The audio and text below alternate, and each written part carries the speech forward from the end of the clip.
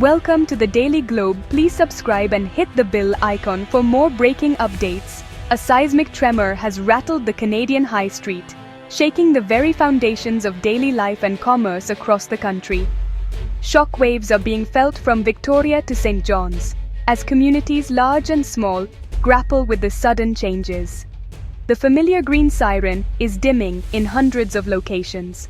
Starbucks is closing stores across North America in a sweeping billion-dollar restructuring plan that has caught many off guard. For many Canadians, this feels like a profound change to daily rituals and neighborhood life. The morning coffee run, the afternoon meeting spot, the place to unwind, all suddenly gone or at risk. This isn't just about coffee, it's about globalization, corporate strategy, and the real-world impact on ordinary people. The closures ripple through local economies, affecting not just customers, but suppliers, landlords, and nearby businesses. The decision, made in Seattle, has sparked fierce debate about the responsibilities of multinationals to local communities and employees. Critics argue that such moves prioritize profit over people, while supporters claim adaptation is necessary for survival. Hundreds of baristas now face an uncertain future as gathering spots prepare to shut their doors. For many, these jobs were more than just work. They were a source of stability and connection. The era of Starbucks' unchecked expansion is over, leaving a void many are scrambling to understand. What will fill these empty spaces, and how will communities adapt? Mark Carney, former governor of the Bank of Canada, has condemned the closures as a failure of corporate citizenship, calling for greater accountability from global brands. His intervention reframes the story as a test of corporate values and a warning for the Canadian economy, urging both leaders and citizens to reflect on what kind of future they want to build. It's hard to remember a time before Starbucks was everywhere in Canada. Today, the green siren logo is as familiar as the maple leaf, and grabbing a coffee from Starbucks is a daily ritual for many Canadians. The first store opened in Vancouver in 1987, sparking an expansion that changed the nation's coffee culture. Starbucks didn't just sell coffee, it introduced a new way to socialize, work, and relax outside the home or office. Starbucks introduced Canadians to lattes, frappuccinos, and the idea of the coffee shop as a third place. It became a destination for students, professionals, and friends to gather, offering a sense of community and comfort. Its formula of consistency and comfort made it a daily habit for millions. No matter where you were in the country, you could count on the same taste, the same atmosphere, and the same friendly service. But success bred saturation. Stores began competing with each other, and the market became crowded. In some cities, you could find multiple Starbucks on the same block, each vying for the same customers. Cheaper options, like Tim Hortons and McDonald's, plus a wave of independent cafes, chipped away at Starbucks' dominance. Canadians began exploring new flavors and supporting local businesses, making the coffee landscape more competitive than ever. For 6 straight quarters, sales declined as customers drifted to rivals or local shops. The once bustling interiors grew quieter, and Starbucks faced a challenge it hadn't seen before. The once unstoppable giant now finds itself fighting for survival and relevance. Store closures and layoffs became headlines, and the company was forced to rethink its strategy. This set the stage for the drastic restructuring we see today, as Starbucks works to reinvent itself and win back the hearts and taste buds of Canadians. In response to falling sales and growing competition, Starbucks is embarking on its boldest transformation yet under CEO Brian Niccol. The company, once a symbol of coffee culture, now faces the challenge of staying relevant in a rapidly changing market. The Back to Starbucks initiative is a billion-dollar bet to revive the brand's fortunes. This sweeping plan involves closing underperforming stores, cutting hundreds of corporate jobs, and making tough decisions to streamline operations. By the end of 2025, about 1% of North American locations, roughly 500 cafes, will shut their doors. These closures are targeted at areas where sales have lagged and customer traffic has dwindled. The company is also making dramatic changes to its menu, slashing a third of its offerings and eliminating all pickup-only locations, aiming to simplify choices and improve efficiency for both staff and customers. Non-dairy milk upcharges are gone, making plant-based options more accessible. Starbucks is also promising that every drink will be ready in 4 minutes or less, hoping to win back customers who value speed and convenience. Over 1,000 stores will be renovated, with cozy interiors, ceramic mugs, and free refills making a comeback. The goal is to encourage customers to linger, relax, and rediscover the classic Starbucks experience. To restore the welcoming, community-focused atmosphere, more baristas will be added during peak hours, ensuring faster service and more personal connections with guests.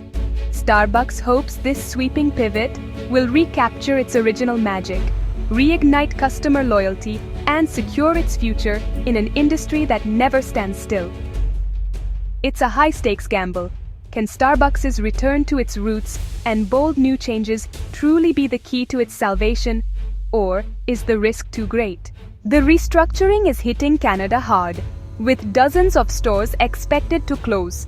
Starbucks hasn't released a full list, leaving employees and communities anxious. The closures target underperforming locations, freeing up resources for more profitable stores. Shutdowns are happening everywhere, from big cities to small towns, impacting vital social hubs. The criteria for closure remain vague, fueling frustration and speculation about the real reasons. For many, losing a local Starbucks means losing a gathering place and a sense of community. This marks the first major contraction of Starbucks' Canadian footprint, shifting from growth to optimization. The green siren isn't disappearing, but its presence will be more concentrated, and the company hopes more profitable. Behind the corporate jargon lies a stark human cost. Hundreds of Canadian jobs lost. Baristas, shift supervisors, and managers now face an uncertain future in a tough job market. The closures come amid tense labor relations, with unionization efforts gaining momentum in the US and inspiring Canadian workers. The closure of a unionized store in Chicago has fueled suspicions about anti-union motives, though Starbucks denies this. Workers United vows to fight for affected employees' rights, but many face relocation or unemployment. For those who can't transfer, it's not just a job lost, it's a community and a sense of belonging. The layoffs have deepened distrust between workers and the company. The human cost of this shakeup is being paid by the frontline staff who built the brand.